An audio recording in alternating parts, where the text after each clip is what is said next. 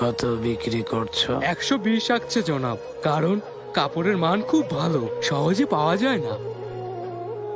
তুমি কি নিয়ম জানো না এফেন্দি? হ্যাঁ, 100 আকচের কেনা মাল 110 আকচের বেশিতে বিক্রি করা সম্পূর্ণ নিষেধ।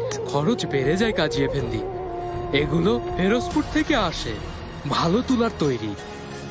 ডাকাতদের অত্যাচারে আগের মতো সহজে মাল কিনে আনা যায় না। আমি শুধু এতটুকুই জানি, এটা নিয়মের বিরোধী। আগা, বন্দি করো এই অসৎকে। 50 ঘা লাগাও যাতে ভবিষ্যতে মনে রাখে। কাজী এফেন্দি, ক্ষমা করুন, আর কখনো করব না। ক্ষমা করুন কাজী এফেন্দি। আগা, থামুন, ছেড়ে দিন, আগা।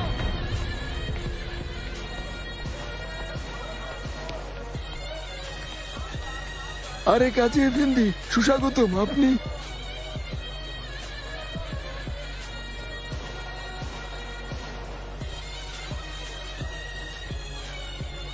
এই জোড়া কত আছে? 30 আকচেতে বিক্রি করি, গরুর চামড়ার তৈরি। হ্যাঁ, মনে হয় না এটা গরুর চামড়ায় তৈরি।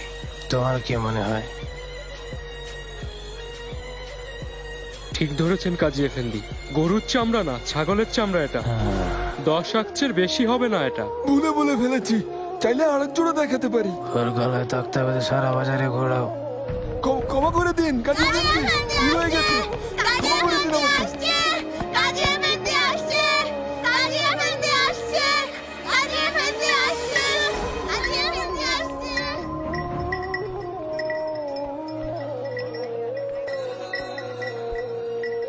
মাত্র এই কয়টা রুটি? আল্লাহর রহমত কাজী এফেন্দি, আজ বিক্রি বেশ ভালো। হ্যাঁ, এখানে কি?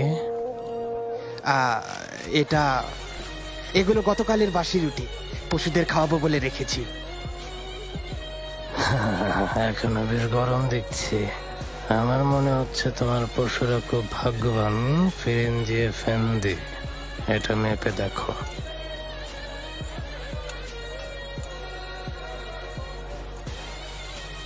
ওজনেও কম।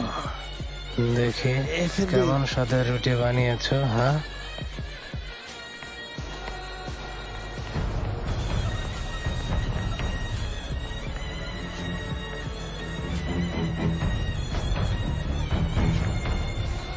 গমের আটায় আবার জবের আটা মিশিয়েছ।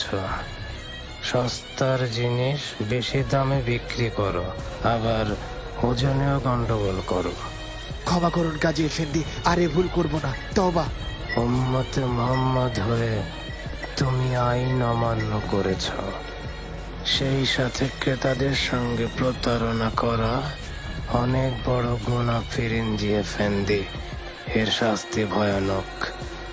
প্রবেশদ্বারে টাঙা ওকে, বাকিদেরও শিক্ষা হয়ে যাক। কাজী এফেন্দি, এই আমি তওবা করছি। কাজী এফেন্দি, ক্ষমা করুন। কাজী এফেন্দি, আর করব না, ছেড়ে দিন আগা। কাজী এফেন্দি, তওবা করছি, আর কখনো করব না।